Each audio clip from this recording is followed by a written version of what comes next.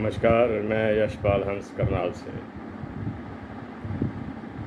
प्यारे दर्शकों, विगत दिनों मैंने आपको चतुर्थ भाव, पंचम भाव और षष्ठम भाव के बारे में कुछ बताने का प्रयास किया था। अब मैं आपको तीसरे घर के बारे में कुछ बताना चाहता हूँ कि third house is a very important house. House तो सारे इंपॉर्टेंट हैं, सबके अपने अपने भिन्न भिन्न एक्शन, कार्य प्रणालियाँ हैं। तीसरा घर पुरुषार्थ का घर है और पुरुषार्थ जिंदगी का धन है।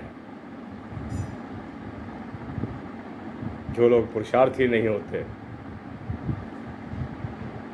किस्मत वैसे साथ दे जाए, अन्यथा काम चलता ही रहता है।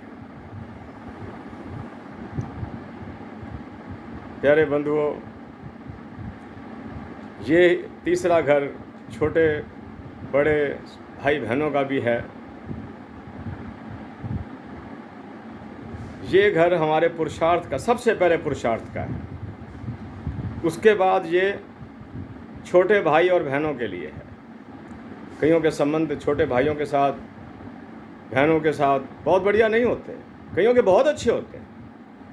वो ग्रहों को देखना पड़ता है। तीसरे घर में एक सबसे बड़ी विशेषता है, वो है धैर्य। कई लोगों को आपने देखा होगा, ज़रा सी बात सुनी भागे। कई बड़े धैर्य से सुनेंगे, क्या घटना, क्या दुर्घटना, क्या सुघटना, क्या हुआ। उसके बाद वो अपना, कई बार उन पर कोई विपत्ति भी आ जाती है तो बड़े धैर्यपूर्वक उसको लेते हैं। ये धैर्य का घर तीसरा है। आपने देखा होगा कि कईयों के घरों के अंदर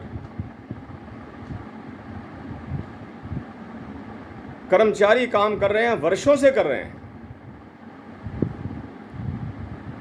ये भी हमें तीसरे घर से देखना पड़ता है, वरना कई घरों के अंदर तो ऐसा देखने को भी आता है कि 2-4 दिन के बाद बदले पड़े। ये हमारे एटीट्यूड पर डिपेंड भी करता है। ज्योतिष सिर्फ ग्रहों की बात नहीं करती, ज्योतिष हमारे एटीट्यूड की बात भी करती है, हमारे व्यवहार की बात भी करती है। जैसे किसी का चंद्रमा बहुत अच्छा हो, टिका हुआ आदमी होगा, स्टेबल आदमी होगा। बुध बहुत अच्छी स्थिति में चला जाए, मरकरी होकर भी वो फिसलेगा नहीं।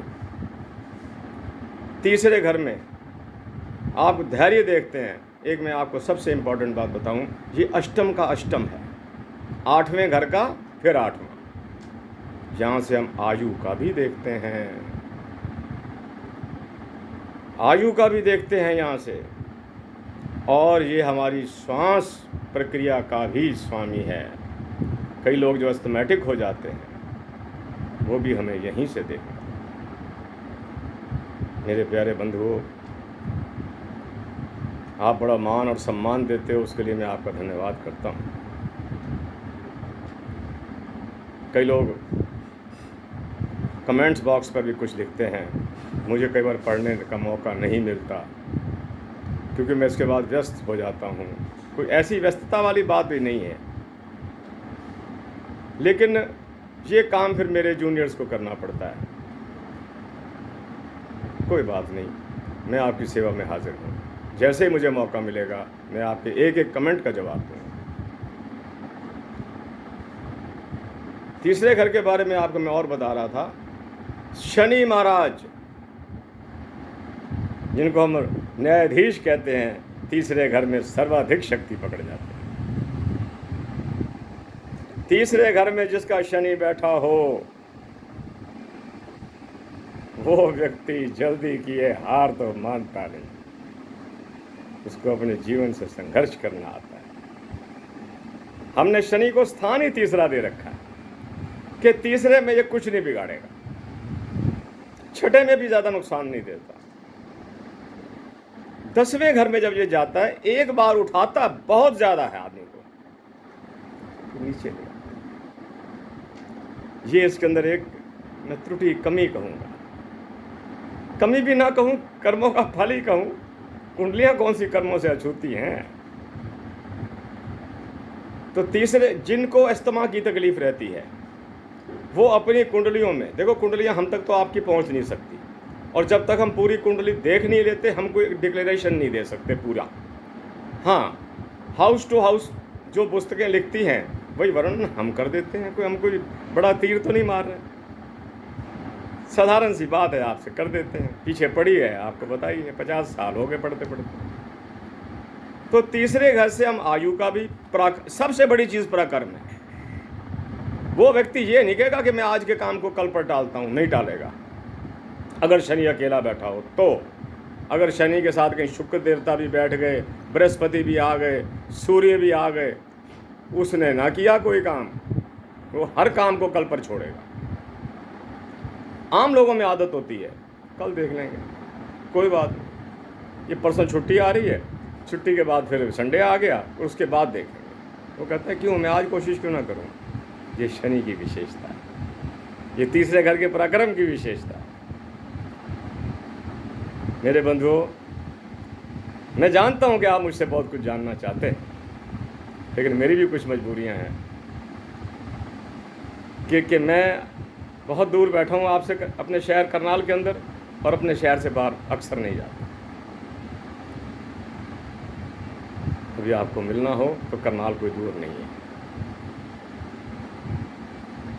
मैं आपको हाथ जोड़कर नमन करता हूँ कि कमेंट्स बॉक्स के अंदर हमारे को पूरी बातें समझ नहीं आ रही हो, समझ नहीं आ रही, या तो आप इस तरीके से लिखिए कि हमारे को बात समझ आए कि आपका उसके पीछे जानने का उद्देश्य क्या है। हाँ, उद्देश्य के बारे में हम बताएंगे आपको।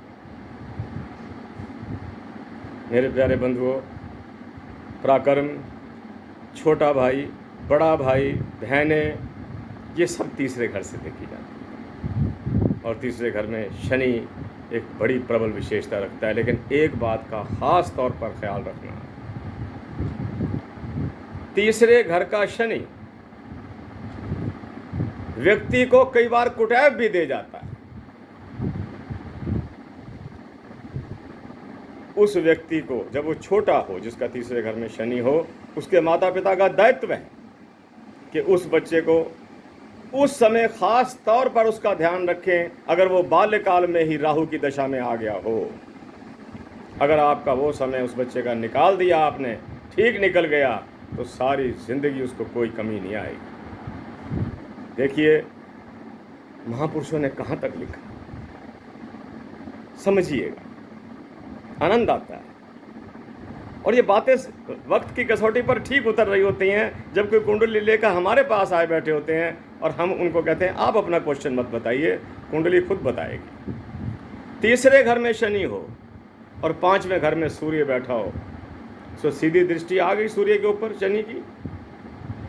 वो व्यक्ति अपने शत्रु से बदला नहीं भूलता, चाहे 20 साल लग जाएं, लेकिन 20 साल उसको कहेगा कुछ नहीं। उस वक़्त कहेगा जब वो देखेगा कि आज मेरा पलड़ा भारी है। जैसा शनि का स्वभाव है वैसा वो करेगा। लगभग 9 मिनट हो गए। आज मैं तीसरे घर पर चर्चा कर रहा हूँ। तीसरा घर, सबसे पहली बात, पराक्रम का घर। अगर आप पराक्रम करने में ढीले हैं, हर चीज़ को पोस्टपोन करने के मूड में रहते हैं, देख लेंगे, कर लेंगे, तो ज़िंदगी ही यूं ही चली जाएगी। बहुत छोटा सा जीवन है वैसे देखा जाए, कथावाचक हूँ ना, तो वो चीज़ें याद आती रहती हैं। 25 वर्ष की आयु में तो होश आता है, 50 वर्ष की आयु में जाकर जीवन थोड़ा ढीला होना शुरू हो जाता है। बस ये 25 वर्ष का ही बीच में समय रह गया ना काम करने का।